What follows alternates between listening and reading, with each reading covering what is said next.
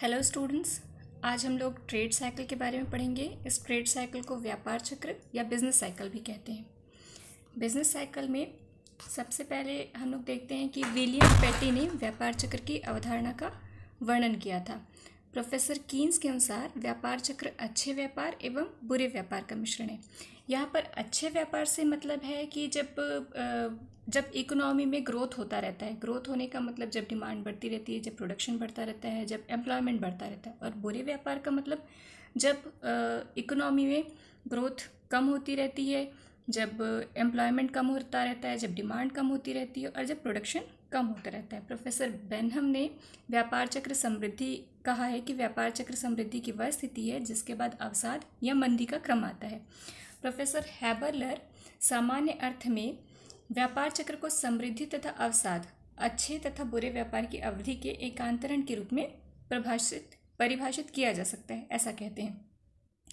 व्यापार चक्र को यदि हम ऐसा यदि सिंपल वर्ड्स में कहना चाहे तो हम ये कहेंगे कि पूंजीवादी अर्थव्यवस्था की समग्र आर्थिक क्रिया में होने वाले उन विशिष्ट उच्चावचन से इसका अर्थ है जिसमें लहरों जैसा स्पंदन होता है तथा जिसमें आर्थिक समृद्धि के बाद निश्चित रूप से अवसाद दृष्टिगोचर होता है। मतलब यदि कोई ट्रेड साइकिल है या व्यापार चक्र है तो व्यापार चक्र में निश्चित रूप से पहले तेजी आएगी, यदि तेजी आ रही है तो उसमें मंदी भी दृष्टिगोचर होगी। व्यापार चक्र को हम लोग ड्रॉ कैसे करते हैं तो हम देखते हैं कि व्यापार चक्र जब ड्रॉ करते हैं तो सबसे पहले ये वाई एक्सिस होता है। ये वाई एक्सिस को हम पॉजिटिव और नेगेटिव दोनों लेते हैं ट्रेड साइकिल बनाने के लिए। तो पॉजिटिव एक्सिस, ये वाई एक्सिस में हम लोग ग्रोथ रेट को दिखाते हैं, इस तरफ नेगेटिव ग्रोथ रेट होगी और इस तरफ पॉजिटिव ग्रोथ रेट होगी। वाई एक्सिस में ये ग्रोथ रेट को दिखाएगा। ये एक्स एक्सिस में, एक्स एक्सिस होती है ट्रेड लाइन, इसी के ऊपर और नीचे फ्लक्चुएशन होता है ग्रोथ रेट का। तो ट्रेड साइकिल हम लोग इस तरह से कुछ ड्रॉ करते हैं। एक ट्रेड साइकिल किसे कहेंगे? ये ट्रेड लाइन हो गई हमारी और ये ट्रेड साइकिल हो गई। एक ट्रेड साइकिल हम किसे कहेंगे? ये यहाँ से लेकर यहाँ तक का जो हमारा साइकिल है ये एक ट्रेड साइकिल कहलाएगा। इस एक ट्रेड साइकिल में हम लोग ऐसा मानते हैं कि 4 फेजेस होते हैं। 4 फेजेस किस तरह से होते हैं, इस तरह से हम इसे डिवाइड कर देते हैं। तो ये होता है हमारा फर्स्ट फेज, ये होता है सेकंड फेज, ये होता है थर्ड फेज और ये होगा हमारा फोर्थ फेज। फर्स्ट फेज को हम प्रॉस्पेरिटी कहते हैं, प्रॉस्पेरिटी या बूम कहते हैं। सेकंड फेज हमारा रिसेशन कहलाता है, थर्ड फेज डिप्रेशन कहलाता है और फोर्थ फेज रिकवरी कहलाता है। प्रॉस्पेरिटी की कंडीशन में यहाँ पर अब इनकी अलग अलग कैरेक्टरिस्टिक्स होती है। प्रॉस्पेरिटी की कंडीशन में डिमांड बढ़ेगी। 2 ग्रुप्स होते हैं, कंज्यूमर ग्रुप होता है और फर्म ग्रुप होता है।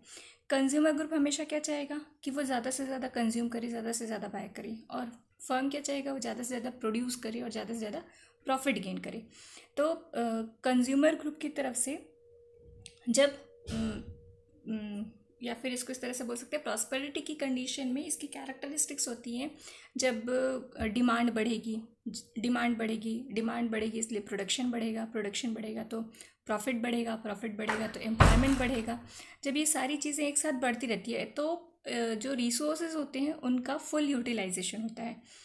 तो इस कंडीशन में प्रॉस्पेरिटी होती है, यहाँ पर ग्रोथ रेट लगातार बढ़ती जाती है। हम लोग देख रहे हैं कि यहाँ पर जो ये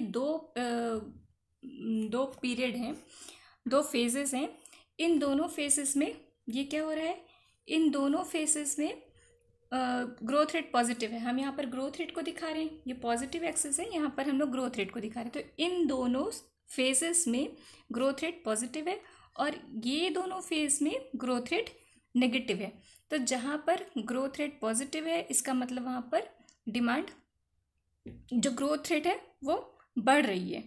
तो यहाँ पर पहले शुरू में मान लो 10% की या फिर 7% की रेट से ग्रोथ बढ़ रही है, तो रिसेशन के टाइम पे यहाँ पर 5% की रेट से ग्रोथ बढ़ेगी, पर नेगेटिव नहीं होगी। यहाँ पर दोनों ही कंडीशन में, प्रॉस्पेरिटी और रिसेशन दोनों ही कंडीशन में ग्रोथ रेट पॉजिटिव रहेगी, जबकि डिप्रेशन और रिकवरी इन दोनों कंडीशन में ग्रोथ रेट नेगेटिव होगी। मान लेते हैं यहाँ पर यदि -2% है ग्रोथ रेट, तो यहाँ पर -1% ग्रोथ रेट हो सकती है।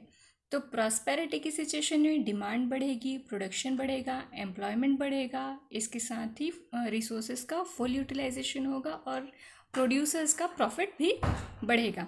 रिसेशन की कंडीशन में धीरे धीरे डिमांड कम होनी शुरू हो जाएगी, जिसके कारण प्रोडक्शन कम होने लगेगा, प्रॉफिट फर्म प्रोड्यूसर्स को प्रॉफिट कम होने लगेगा, कुछ रिसोर्सेज अंडर यूटिलाइजेशन हो जाएंगे, अनयूटिलाइज्ड रह जाएंगे।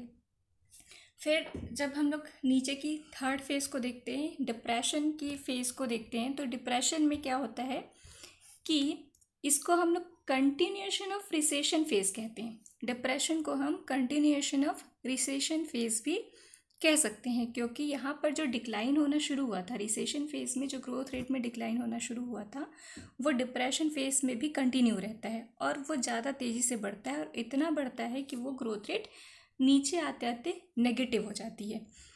फिर ये इस पॉइंट पर पहुंच जाती है जिसे हम थ्रू कहते हैं, थ्रू या फिर डाउन कहते हैं। इस समय सबसे कम ग्रोथ रेट इकोनॉमी में दिखाई देती है और ये वाला फेज हमारा पिक का फेज कहलाता है। पिक या फिर इसे हम अप भी कहते हैं। अप फेज का जस्ट अपोजिट होता है डाउन फेज। अप फेज में जो इकोनॉमी है वो अपने बूम पे होती है, वो सबसे ज़्यादा ग्रो कर चुकी होती है, उसके बाद फिर वो रिसेशन की कंडीशन में आ जाती है, उसके बाद उसका डाउनफॉल होने लगता है। लेकिन डिप्रेशन फेज में जब वो सबसे नीचे पॉइंट पे चली जाती है थ्रू में, अब इसके बाद वो अपने मिनिमम स्तर पर पहुंच चुकी होती है। थ्रू फेज इकोनॉमी के सबसे मिनिमम लेवल को बता रहा है।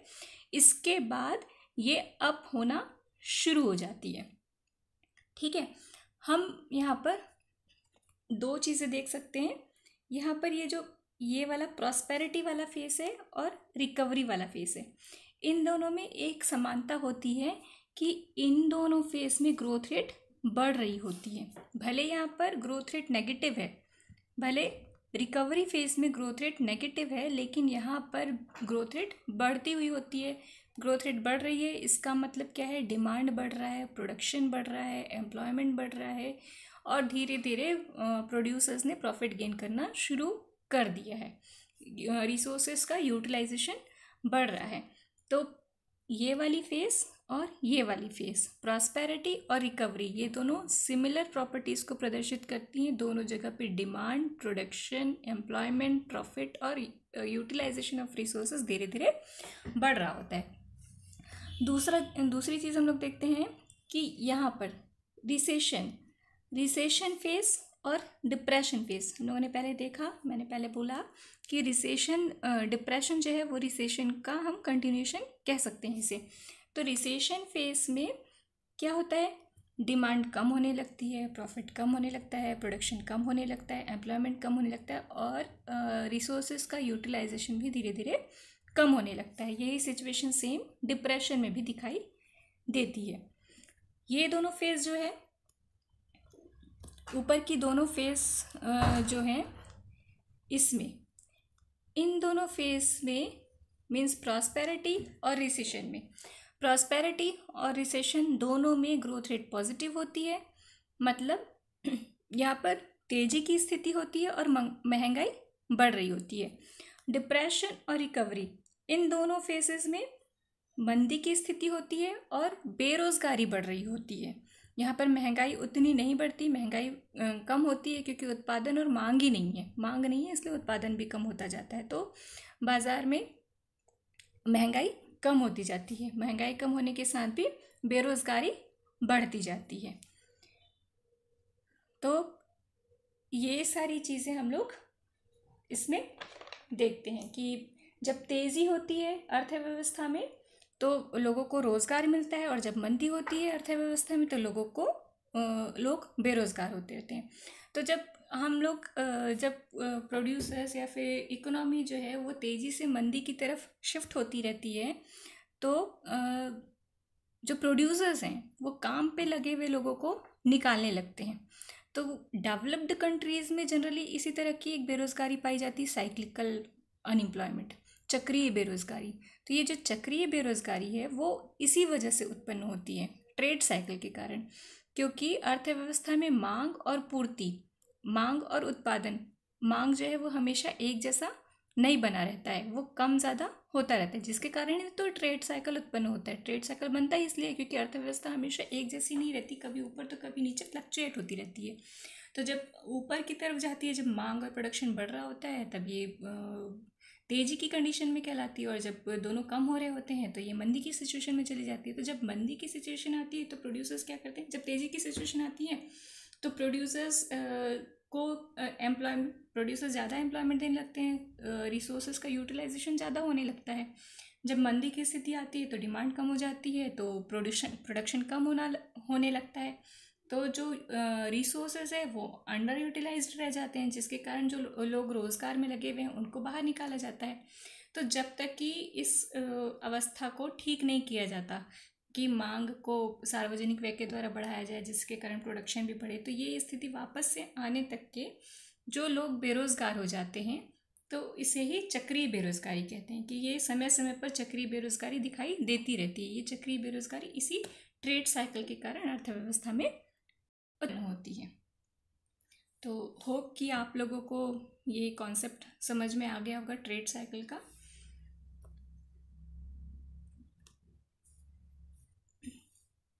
इन्हीं 4 चक्रों को हम लोगों ने विस्तार, सुस्ती, मंदी और पुनरुत्थान, हम लोग इसे विस्तार, सुस्ती, मंदी और पुनरुत्थान भी कह सकते हैं। ये जो चक्र हैं ये 4 प्रकार के हो सकते हैं: किचन चक्र, जगलर चक्र, कुजनेट चक्र और कोनड्राटिव चक्र। किचन चक्र जो होता है वो 3 से 4 साल का होता है, जगलर चक्र 8 से 10 साल का होता है, कुजनेट चक्र 15 से 25 साल का होता है, कोनड्राटिव चक्र 40 से 60 साल का होता है। तो ये जो जनरली ऐसा माना जाता है कि डेवलप्ड कंट्रीज़ में जो व्यापार चक्र है उसकी अवधि 15 से 17 साल तक की होती है, और डेवलपिंग कंट्रीज़ जैसे कि हमारी कंट्री, यहाँ पर व्यापार चक्र की एक चक्र की अवधि 7 से 8 साल तक की होती है। तो होप कि आप लोगों को ये पसंद आया होगा और इसके कॉन्सेप्ट्स क्लियर हुए होंगे। Thank you.